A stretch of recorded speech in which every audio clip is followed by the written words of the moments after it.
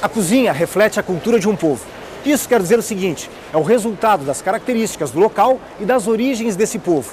As crenças religiosas e os costumes também têm influência na cozinha. E é claro que junto com tudo isso vai uma pitada de criatividade. Quem cozinha sabe que é importante inventar, experimentar, que é preciso deixar a sua marca em um prato. Bom, hoje eu tirei o dia para fazer algumas encomendas lá para a confeitaria. E a gente pode aproveitar esse tempo para falar sobre a evolução da culinária e a diferença entre a arte de cozinhar e simplesmente cozinhar. Os homens dos tempos dos dinossauros comiam frutas e raízes. Depois, com a invenção das armas, passaram a caçar e a comer carne crua. Com a descoberta do fogo, os alimentos começaram a ser preparados. Depois de um certo tempo, o homem descobriu que podia plantar e que também podia criar animais. As abelhas foram os primeiros animais criados pelo homem. Depois de um tempo, ele aprendeu a tomar o mel. Gente, os alimentos doces entraram bem cedo na vida do homem. Depois do mel, outros alimentos adocicados passaram a fazer parte da dieta das pessoas.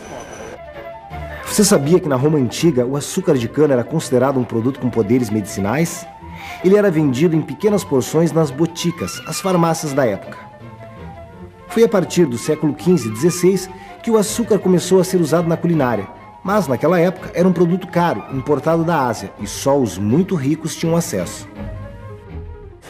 A descoberta da América, a chegada de Vasco da Gama na Índia e o descobrimento do Brasil provocaram uma verdadeira revolução na culinária da Europa.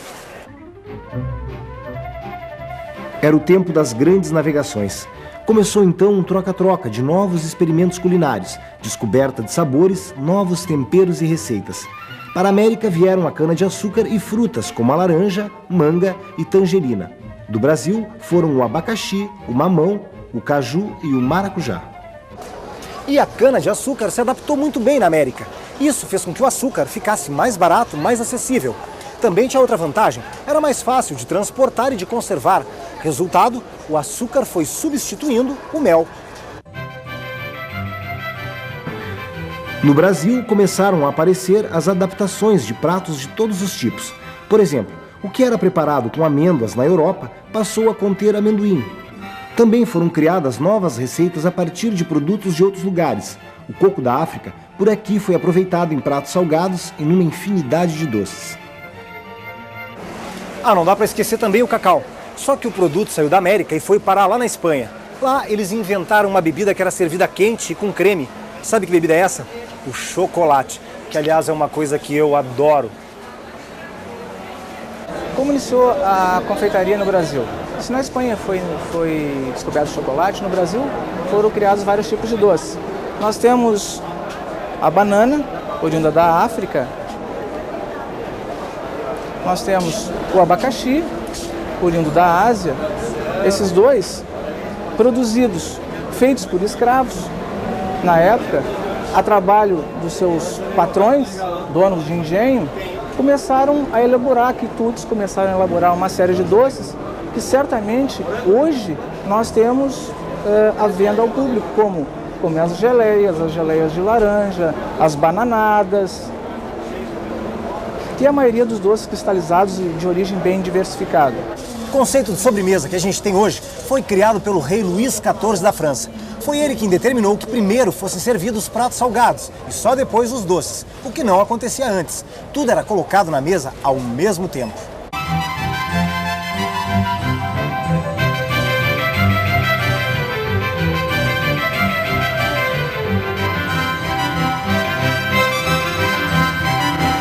Uma amiga minha, Noêmia, tem uma receita deliciosa de um produto que faz parte do cotidiano do confeiteiro. Ele tem diferentes nomes conforme a região. Por exemplo, no Rio Grande do Sul é conhecido como massa bomba, já em São Paulo como massa carolina.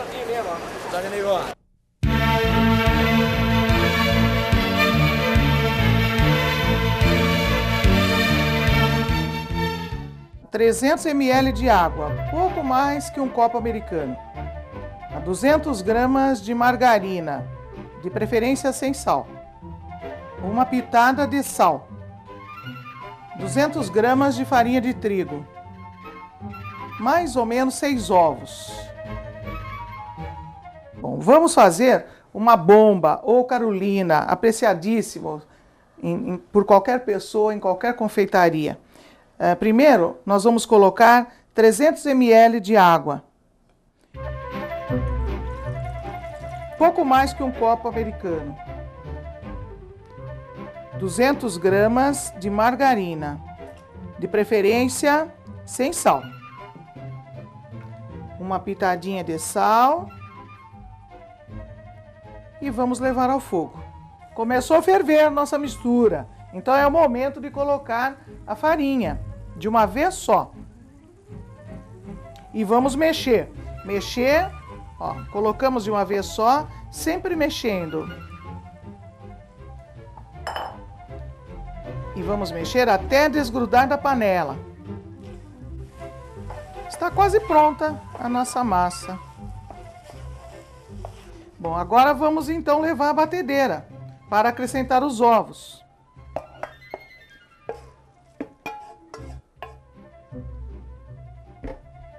Aqui na batedeira. Vamos colocar. E agora nós vamos bater e colocar os ovos um a um.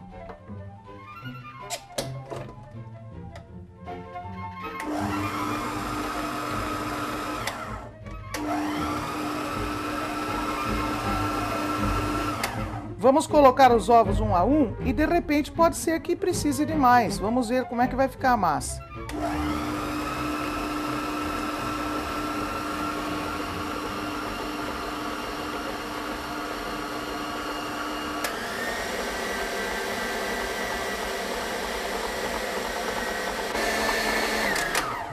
Está pronta.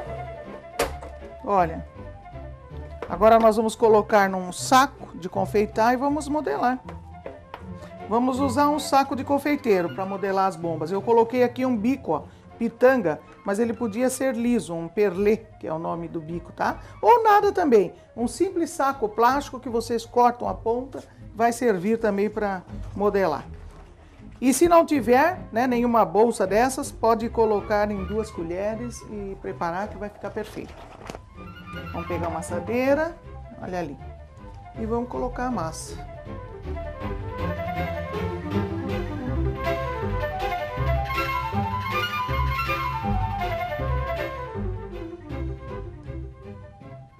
Bom, depois de modelado, vamos levar ao forno.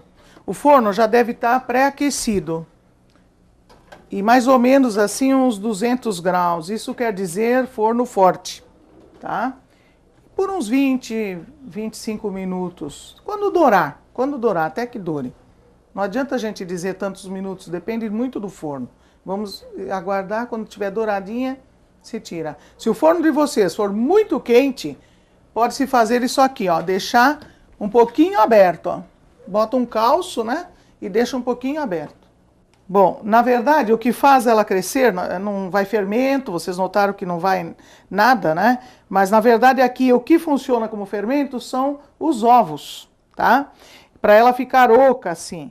Outra coisa, o recheio, há vários. Pode fazer um cremezinho de confeiteiro. O que eu coloquei aqui é creme de leite e chocolate derretido, olha só. Bom, espero que eu tenha despertado a gula em vocês. E bom proveito e bons negócios. Bom, o programa de hoje vai ficando por aqui. No próximo encontro a gente vai falar sobre gastronomia no Brasil. Você não pode perder, hein? Até lá!